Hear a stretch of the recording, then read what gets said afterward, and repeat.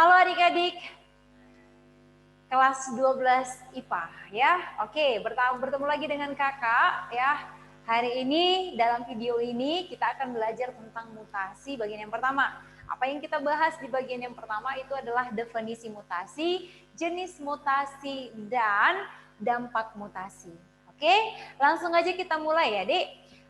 Definisi atau pengertian. Apa sih mutasi? Nah, jadi mutasi itu adalah proses perubahan informasi genetik yang terjadi pada makhluk hidup dan dapat diwariskan atau diturunkan dari parental atau induk kepada filial atau anakannya. Bisa ya? Nah, jadi organisme yang mengalami mutasi dikenal dengan mutan. Terus faktor yang mengakibatkan mutasi atau agennya itu dikenal dengan mutagen ya. Jadi istilah-istilah ini harus bisa lah dibedakan ya. Mutasi, mutan, dan mutagen. Oke. Nah, kemudian ada yang mau kita bahas di sini itu adalah jenis-jenis mutasi. Adik-adik, ada banyak jenis mutasi berdasarkan beberapa hal sebagai pembedanya ya. Coba kita lihat di catatan yang sudah kakak buatkan di sini.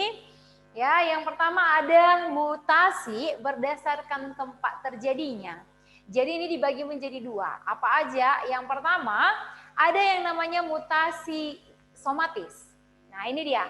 Mutasi somatis ini terjadi pada sel-sel somatis atau sel tubuh. Ya, jadi perubah informasi genetiknya di sel-sel tubuh. Contohnya itu adalah sel kanker kulit, gitu dia, ya.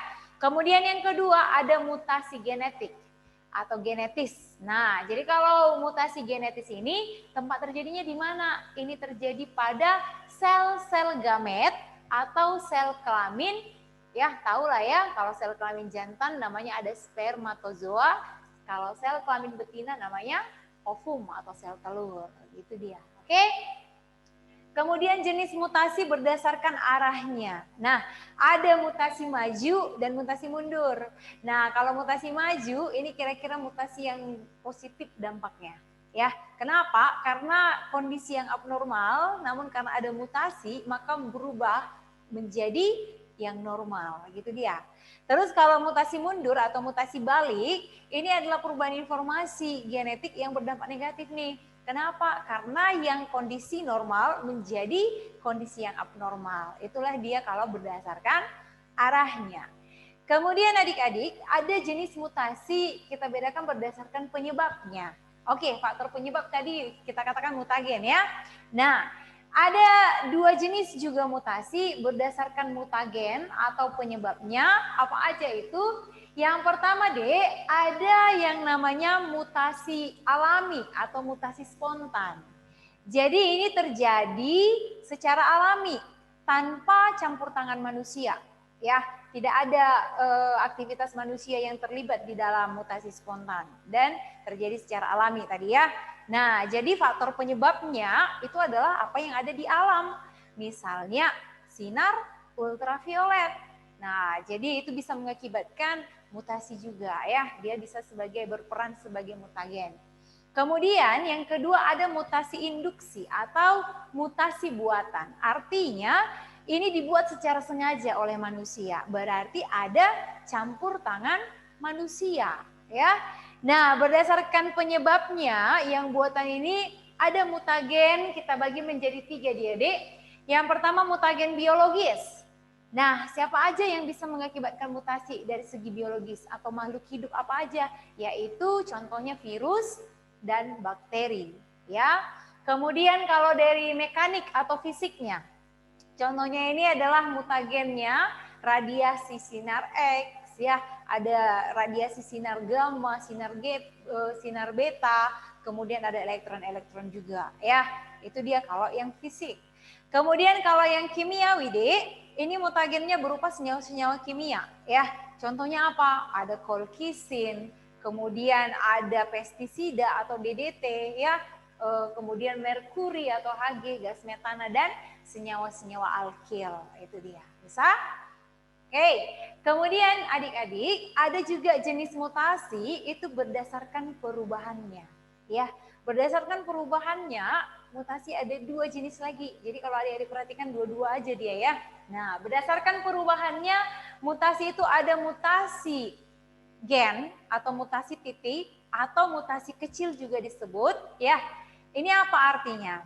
Ini adalah mutasi yang perubahannya itu terjadi pada susunan basa-basa nitrogen. Bisa ya? Nah, itu dia, mutasi gen itu yang berubah adalah apa yang ada di dalam gen, yaitu basa-basa nitrogen yang menyusun DNA, gitu ya. Nah, jenis-jenisnya ada yang namanya transisi. Kalau transisi ini perubahan mutasi basa nitrogen dari purin menjadi purin yang lain. Nah, di pelajaran sebelum-sebelumnya tentang materi genetik ya, ada purin, ya kan Dik? Sudah kita pelajarin itu, purin itu terdiri dari adenin dan guanin. Pirimidin ada sitosin dan timin kalau di DNA, urasil kalau di RNA gitu ya. Nah, jadi kalau dikatakan transisi, yang pertama nih ya, transisi ini adalah perubahan purin menjadi purin, berarti adenin misalnya berubah menjadi guanin, gitu dia. Atau pirimidin menjadi pirimidin, contohnya sitosin menjadi timin. Nah, yang seperti itu dia. Oke ya. Nah, terus yang berikutnya ada transversi. Kalau transversi ini adalah mutasi berubah basa nitrogennya dari purin menjadi pirimidin. Oke, misalnya adenin berubah menjadi timin. Ya, purin itu adeninnya kan berubah menjadi pirimidin misalnya timin, yang kayak gitu ya. Oke, terus ada yang namanya adisi. Kalau adisi ini adalah perubahan basa nitrogen karena ada yang menambah. Ada basa nitrogen yang tersisip, yang masuk dalam urutan-urutan basa nitrogen. Maka nanti berubah susunan kode-kode tripletnya gitu ya. Jadi kalau adisi itu bertambahnya basa nitrogen. Kalau delesi, ingat aja delete, menghapus. Nah, ini artinya adalah basa nitrogennya deh ada yang terhilang atau ada yang terhapus. Bisa ya? Itu dia kalau mutasi gen atau mutasi titik yang berubah adalah basa nitrogennya. Oke? Nah, kemudian adik-adik ada yang kedua yaitu mutasi kromosom. Mutasi kromosom sering juga dikenal dengan mutasi garis atau mutasi besar. Ya. Nah, perubahan. Berdasarkan perubahan tadi ya, kalau ini yang berubah basa nitrogennya, kalau ini yang berubah apanya? Yang berubah itu adalah susunan gen-gen dalam kromosomnya, ya. Nah, itu dia. Coba kita lihat. Di sini di kromosom ada yang berubah itu adalah set kromosomnya. Jadi kondisi kromosom kita misalnya dalam sel tubuh itu sifatnya adalah diploid gitu ya. Nah, itu adalah kondisi normal, namanya euploidi, kondisi normal. Ternyata kalau dia mengalami mutasi, jadi tidak sama diploid, tidak sama dengan 2N, dikenallah itu dengan aneuploidi. Sudah, kondisi kromosomnya tidak sama dengan 2N. Oke? Nah, jadi gimana? Jadi berubah dia misalnya menjadi 3N, ya, 4N, 5N, dan seterusnya. Oke, ini adalah kondisi yang mengalami mutasi. Jadi biasanya semakin besar ini kondisinya, 2N, 4N, 5N begitu ya, ini ukuran selnya pun semakin besar. Gitu dia kira-kira. Oke? Nah, terus jumlah kromosom kita itu 46 ya kan, Dik? 46 pada sel tubuh dalam kondisi diploid. Nah, ketika ada mengalami mutasi, jumlah kromosom pun bisa berubah. Tidak sama dengan 46, itu dikenal dengan kondisi aneuploidi. Ya, jenis-jenis aneuploidi itu ada beberapa. Yang pertama tuh ada yang namanya monosomi. Kalau dikatakan monosomi, jumlah kromosom kurang 1D. Yang 46 dia berkurang 1 menjadi 45 ya. Itu bisa dituliskan dengan rumus 2N dikurang 1. Itulah kondisi monosomi. Maka jumlah kromosom pada monosomi itu adalah 45. Oke? Nah, kemudian ada yang namanya nulisomi. Kalau nulisomi deh, jumlah kromosom yang berkurang itu sebanyak 2. Nah, jadi total kromosomnya yang seharusnya 46, tapi pada kondisi nulisomi karena mutasi menjadi 44 aja. Gitu dia. Oke? Kemudian trisomi. Kalau trisomi ini lebih satu kromosomnya, kelebihannya. Nah, jadi kalau yang ini deh rumusnya 2N ditambah 1. Oke ya. Kemudian tetrasomi, kalau tetrasomi ini bertambah 2 kromosomnya, maka totalnya menjadi 48 ya, seharusnya 46 begitu dia kira-kira. Paham ya, Dek? Itulah untuk jumlah kromosom tadi. Nah, ada juga yang berubah atau mutasi kromosom ini, yang berubah itu adalah strukturnya atau dikenal itu dengan abrasi. Ya, abrasi ini jenis-jenisnya yang pertama ada inversi. Nah, inversi ini terjadi karena adanya patahan sehingga nanti susunan patahan atau seperti pilinan lah ya, berpilin dia.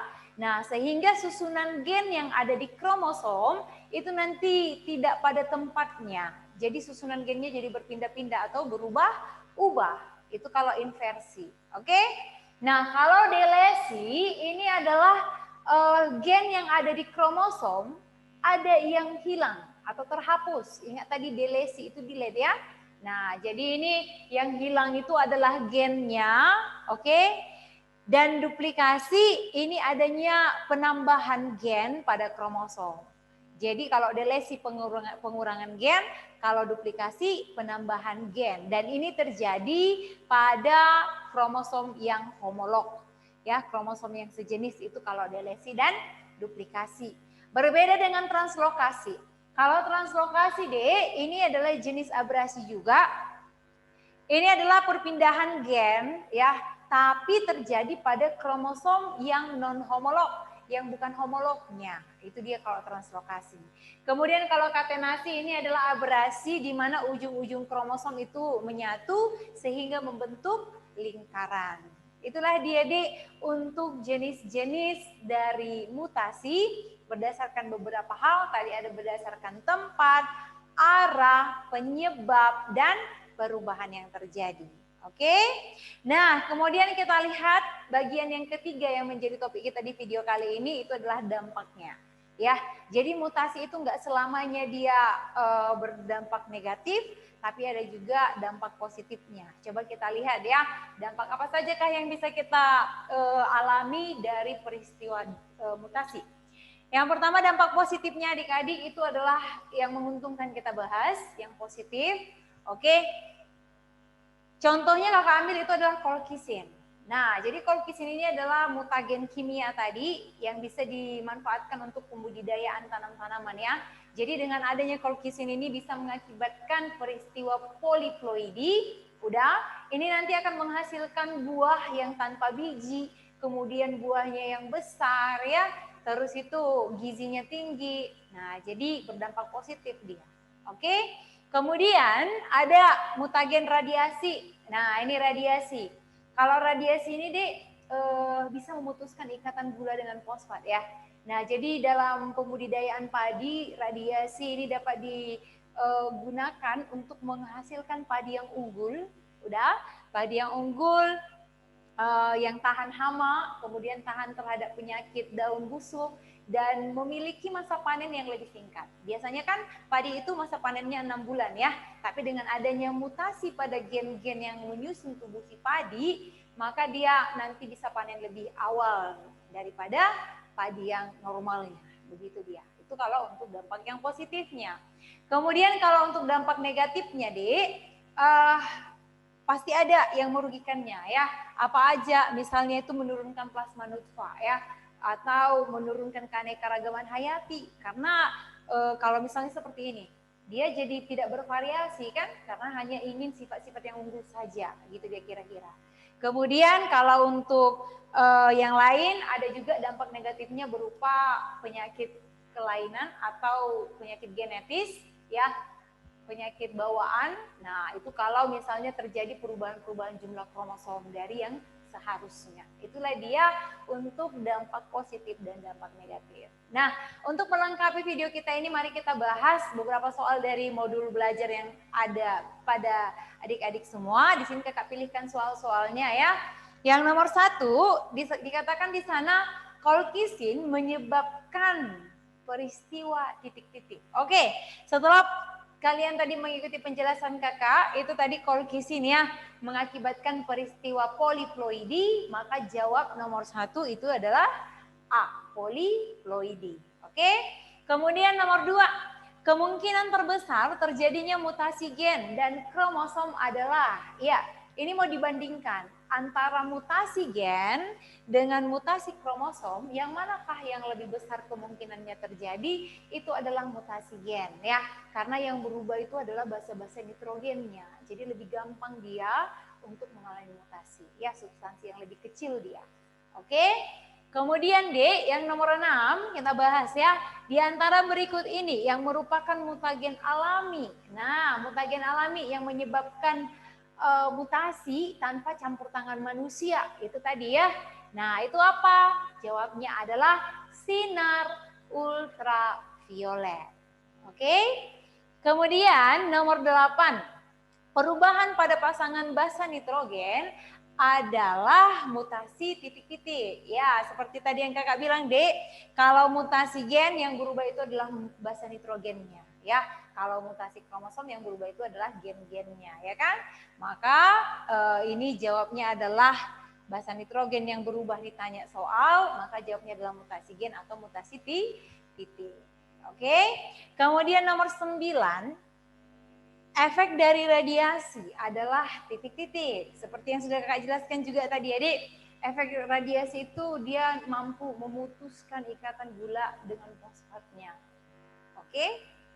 Oke, jadi jawabnya itu adalah A.